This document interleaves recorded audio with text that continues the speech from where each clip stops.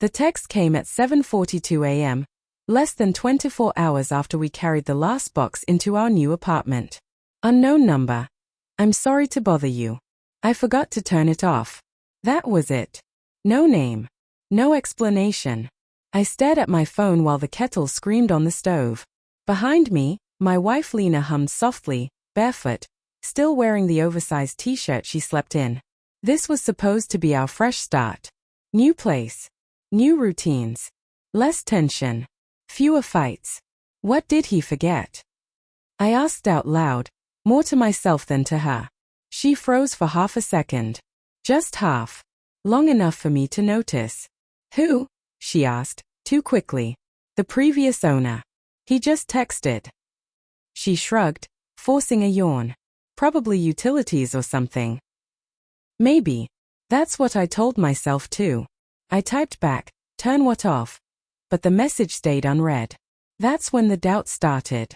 Quiet. Subtle. Like a hairline crack you don't notice until the wall collapses. Over the next few days, small things began to feel off. Lena started taking calls on the balcony, voice low, back turned to me. Her phone never left her hand, not even in the shower. If I walked into the room, she'd flip it face down, smile too wide, ask me if I wanted coffee. Missed calls appeared on our landline. No voicemail. Just silence. At night, when she thought I was asleep, I felt her slip out of bed. I'd hear the faint click of the hallway light, the soft murmur of her voice. When she returned, she'd say, "Bad dream," and curl against me like she used to. I wanted to believe her. God, I did. Because this wasn't how love was supposed to end. Not after 8 years. Not after shared rent struggles, late-night grocery runs, plans for kids scribbled on napkins. Then the second text came. Unknown number. I didn't think you'd move in so fast. My chest tightened. I showed it to Lena. Her face drained of color. That's weird, she said, but her hands were shaking. Probably meant for someone else. I watched her that night. Really watched her. The way she avoided my eyes. The way she flinched when her phone buzzed. The way she slept facing away from me. And suddenly, the apartment didn't feel new. It felt borrowed. The truth came to me by accident. The most honest betrayals always do. Lena left her tablet on the kitchen counter when she rushed out for work. It buzzed once. Then again. I wasn't looking for anything. I swear I wasn't. But the name lit up the screen like a confession. Mark, old apt. The messages were simple. Casual. Devastating. Did you tell him yet? I can't just disappear. I still have feelings, Lena. My hands went numb. My ears rang. I sat on the kitchen floor, back against the cabinet, reading months of history. Meetups while I worked late, jokes about how clueless I was, plans that never included me. The apartment wasn't just a place she moved into with me. It was a place she moved from him. He was the former owner.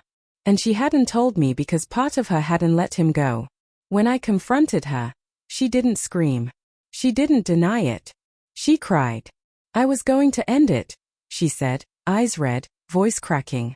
I swear. Moving here was supposed to help me choose us. Choose us. Like I was an option on a list. She told me it started when we were distant. That she felt unseen. That Mark listened. That it never meant to go this far. I listened. I really did. Because love doesn't die instantly, it bleeds out slowly. But every memory rewrote itself in my head. Every late night. Every excuse.